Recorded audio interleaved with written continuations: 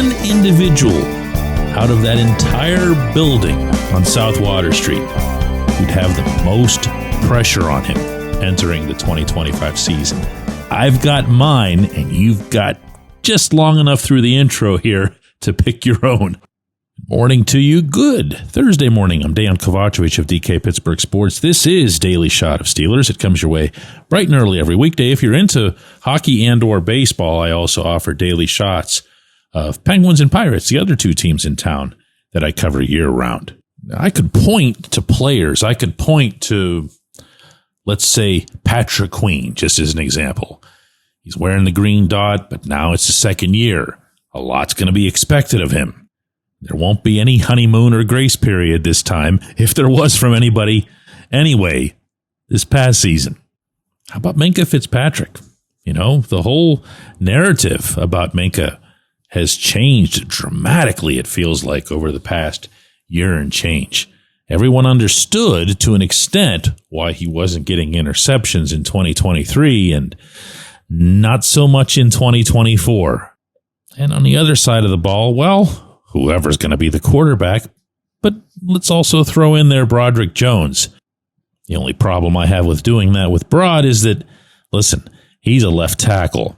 He's got first-round pedigree. He's got first-round size, strength, speed, agility, all that stuff. He's going to get paid, whether it's in Pittsburgh or elsewhere. And to that end, I'll actually give you my answer. That's Pat Meyer.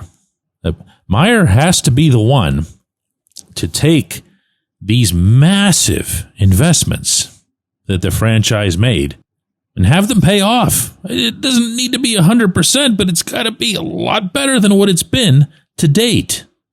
You can say, and he can say if he wants, that, hey, maybe these players weren't all that good to begin with, but when you're talking about bringing in back-to-back first-rounders at the tackle positions between Brod and Troy Fautanu, you're talking about a second-rounder at center, Zach Frazier. You're talking about a fourth-rounder who started as a rookie at right guard in Mason McCormick. And then you're talking about all that money that had been invested as well in James Daniels, Isaac Seumalo.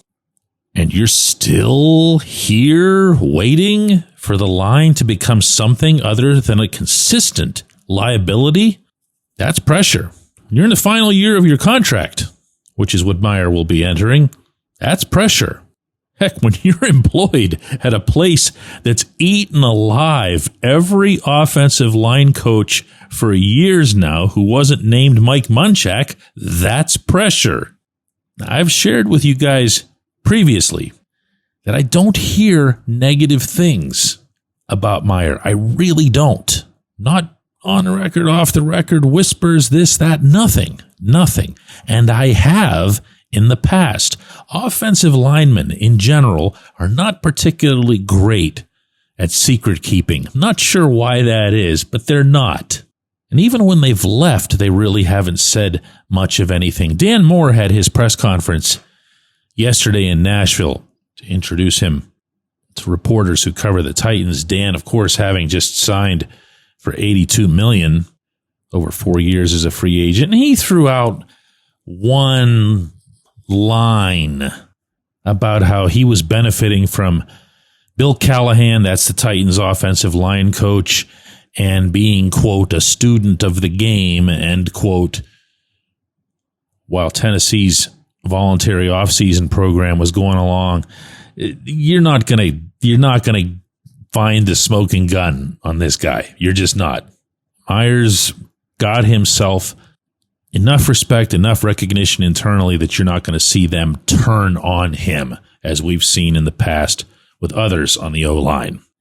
But he's got to get it done. I mean, just to keep isolating on Brod here, when you look at what the shortcomings were of his game, they were just stopping. They were that he would push somebody, he'd get a really good initial charge out of a certain sequence, and then not follow through. Can the coach make a difference in that regard? I mean, you'd like to think so, right?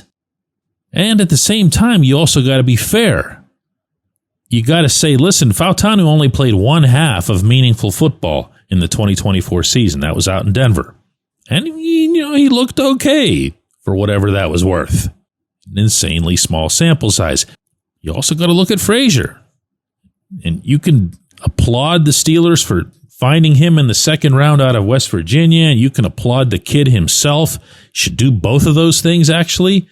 But, if you're going to say that the positional coach stinks because certain other guys are underperforming, I don't know how many football people expected Frazier to become just like that, a top 5, top 10 at the worst center in the league as a rookie.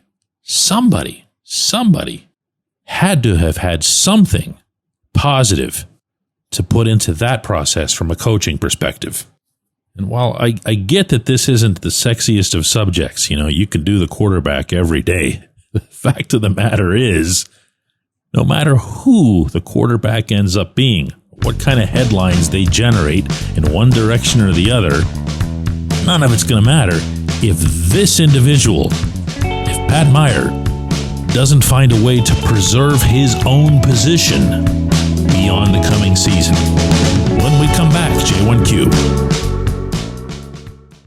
This segment of Daily Shot is brought to you by our good friends at Mike's Beer Bar. They're located on Federal Street, directly across from PNC Park. Mike has more than 500 beers on tap, including from more than 50 local breweries. Stop in and say hello. Tell Mike we sent you. Mike's Beer Bar.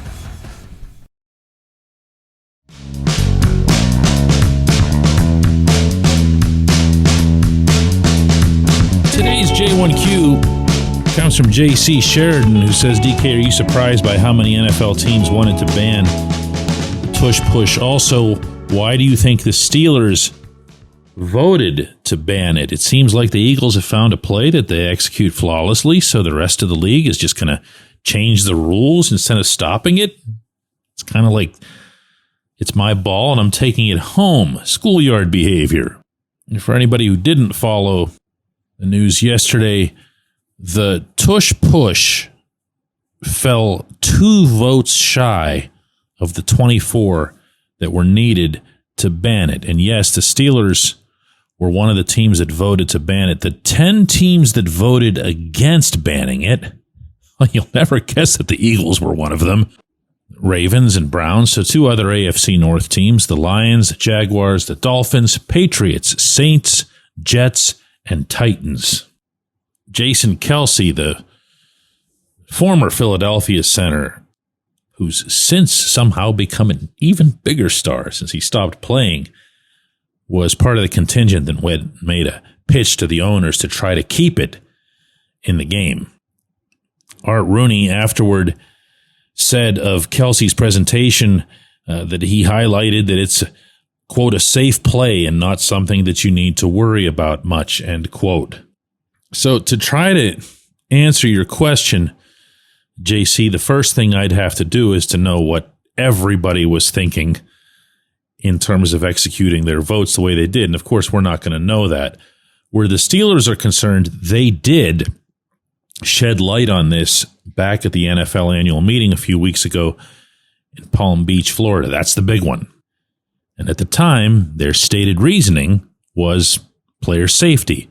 As Mike Tomlin worded it down there, this was a play that was basically very similar to things that have been deemed to be unsafe in kicking situations. So that's the official Pittsburgh perspective on it. Now, as I see it, this has happened, by the way, the history of professional sports, all through it.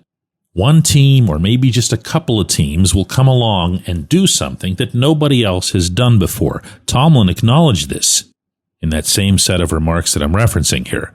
He said, you hate to punish innovation. The Eagles came up with something, and it worked, and now it's like everybody else just wants to pull the plug. Why? Because not everybody has the Eagles' offensive line, to say the least, especially when Kelce was playing.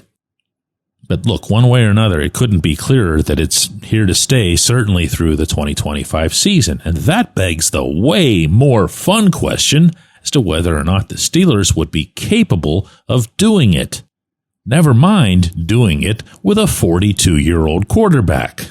My guess is that had to be at least somewhere in the recesses of their minds in casting their votes the way they did. Or they could just resolve to setting it up so that, Darnell Washington gets the football in those situations. He could use his own tush to push about as far as he'd need to go. Or it could be Pat Freiermuth, or, just turn around and hand the ball to a running back. They're paid to do this sort of thing.